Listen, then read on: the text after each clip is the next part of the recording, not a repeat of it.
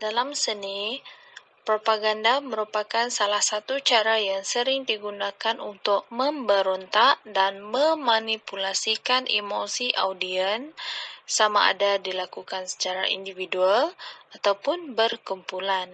Propaganda juga sering digunakan dalam manifesto bagi karya seni dan turut menjadi medium yang pantas dan mudah bagi mempengaruhi emosi audien. Pada masa kini, seni propaganda bukan sahaja menggunakan media seperti poster, malah ia juga turut menggunakan risalah dan kartun. Perkembangan dan kemajuan dunia menyebabkan masyarakat lebih mengutamakan penggunaan seni teknologi serta menggunakan laman web dalam menjalankan seni propaganda kerana ianya lebih mudah dan cepat. Seni propaganda juga sering dianggap sebagai masterpiece of narrative art.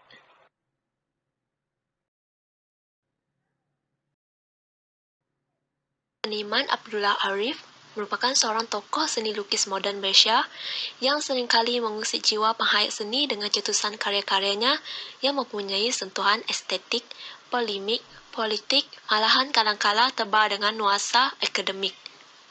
Nama di sebelah adalah kartun beliau yang bertajuk No Way to Escape, di mana beliau menggunakan imej Abraham Lincoln, Uncle Sam, sebagai subjek utama bertujuan mengejek dan menghina kuasa barat, di mana wataknya dizahirkan dalam keadaan jelek, hodoh, dan amat tua yang begitu kontradik dengan karakter sebenar seorang pemimpin.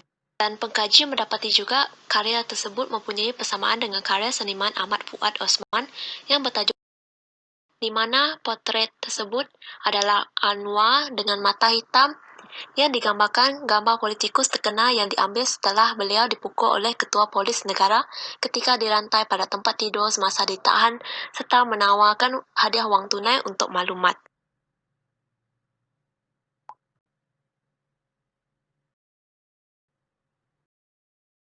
Dipersembahkan dalam bentuk ilustrasi, risalah, poster, dan kartun, propaganda juga boleh dipersembahkan dalam medium seni video. Seniman Leong Kung-yong dan Wong Ho-chong merupakan pelukis pertama yang menerapkan medium video untuk menghasilkan karya seni propaganda.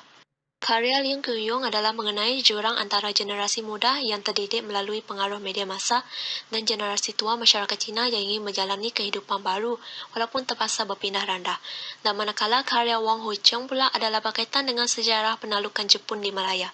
Dokumentari ini adalah diolah berdasarkan sudut pandangan peribadi beberapa responden yang pernah dilaluinya dengan menggunakan interpretasi semula sejarah sebagai subjek utama.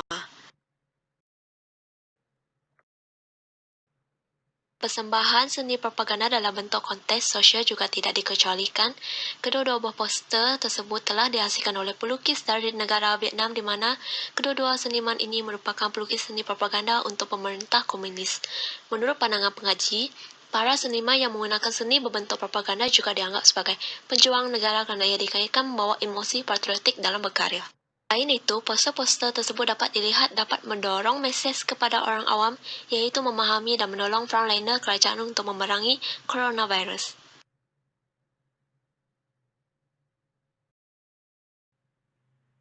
Seperti yang disampaikan oleh Joseph Goebbels pada tahun 1933, sejak dahulu lagi, propaganda sering dilihat negatif dan disalah anggap di kalangan masyarakat. Propaganda telah lama digunakan sejak dari zaman Greek dan Yunani, namun ia diterjemahkan dalam bentuk seni yang berbeza. Sebagai contoh, ucapan di khalayak ramai, sajak, teater dan lain-lain lagi. Propaganda sering dikaitkan bersama isu yang negatif, sebagai contoh isu peperangan yang berkaitan politik. Propaganda ini digunakan untuk menghasut atau mempengaruhi individu. Oleh itu, suatu persoalan telah wujud. Adakah propaganda boleh dikategorikan sebagai seni? Jawapannya adalah ya. Hal ini sangat mengejutkan, namun ada disebut dalam katalog yang ditulis oleh David Welch semasa pameran perpustakaan British. Beliau berkata, ketika perkembangan media massa dan seterusnya komunikasi multimedia, hal ini telah menawarkan landasan dan perkembangan baru untuk penyebaran seni propaganda dengan lebih baik, dan konflik global yang berlaku pada abad ini dapat diredakan dengan lebih baik.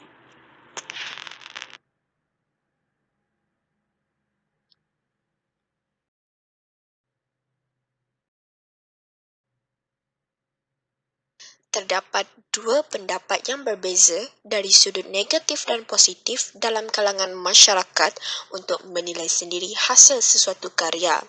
Dari sudut negatif, seni sebagai propaganda dilihat sebagai medium dalam mempengaruhi sikap masyarakat terhadap isu atau situasi yang berlaku.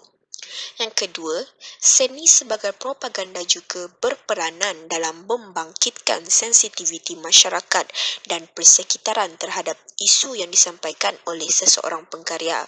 Sebagai contoh, poster yang dihasilkan oleh Fahmi Reza yang banyak dikaitkan dengan isu politik dan propaganda adalah poster beliau yang terkenal, iaitu poster bekas Perdana Menteri ke-6 Datuk Seri Muhammad Najib yang telah dilukis menjadi badut, dan Fahmi Reza telah meletakkan ayat "dalam negara yang penuh dengan korupsi dan kita semua penghasut" sebagai mesej utama beliau dalam mengekspresikan wahan.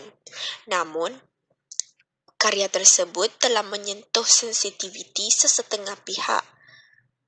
Yang ketiga, seni sebagai propaganda dari sudut negatif dapat memanipulasikan emosi dan pemikiran masyarakat terhadap pandangan mereka kepada karya.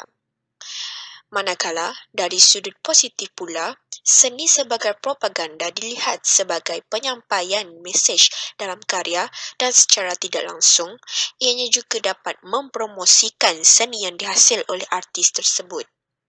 Seni sebagai propaganda juga dapat mendidik masyarakat tentang isu-isu yang berlaku, menerusi penghasilan karya-karya dengan mengukuhkan kepekaan dan sensitiviti terhadap kepentingan di sekeliling mereka.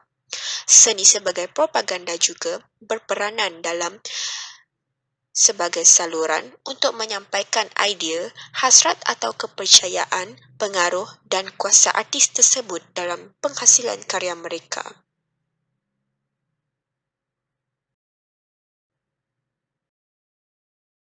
Bincangan mengenai seni propaganda di Malaysia. Isi pertama, seni propaganda tidak semestinya berkaitan dengan politik. Propaganda adalah proses manipulasi pendapat orang ramai yang digunakan untuk mempengaruhi sesebuah kumpulan masyarakat dan pendapat yang diutarakan. Walau bagaimanapun, masyarakat pada hari ini masih lagi menganggap bahwa propaganda itu satu pemberontakan, memprotes ataupun untuk mudah difahami, istilah propaganda hanya terhad kepada manipulasi politik.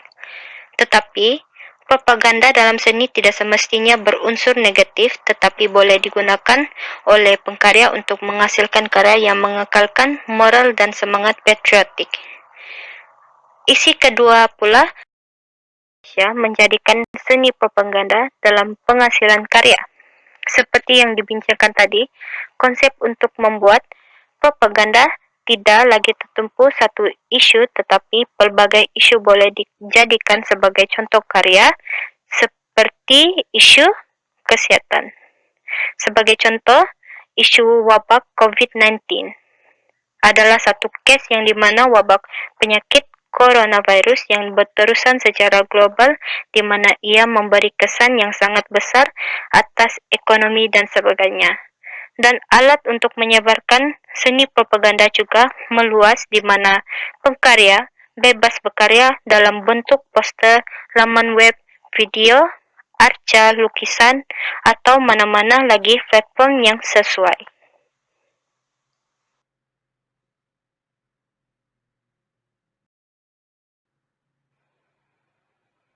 Secara kesimpulannya, seni propaganda merupakan salah satu kaedah yang digunakan untuk memberontak serta mempengaruhi emosi seseorang. Propaganda ini dilakukan biasanya adalah atas sebab ketidakpuasan hati dan ketidaksefahaman antara individu dengan perkara-perkara yang tidak dipersetujui. Dalam seni, pelbagai kaedah yang digunakan dalam menjalankan propaganda. Mesej yang disampaikan adalah dalam bentuk tersurat ataupun tersirat. Ada di antaranya dilakukan dalam perspektif positif dan ada juga di antaranya dilakukan dalam perspektif yang negatif.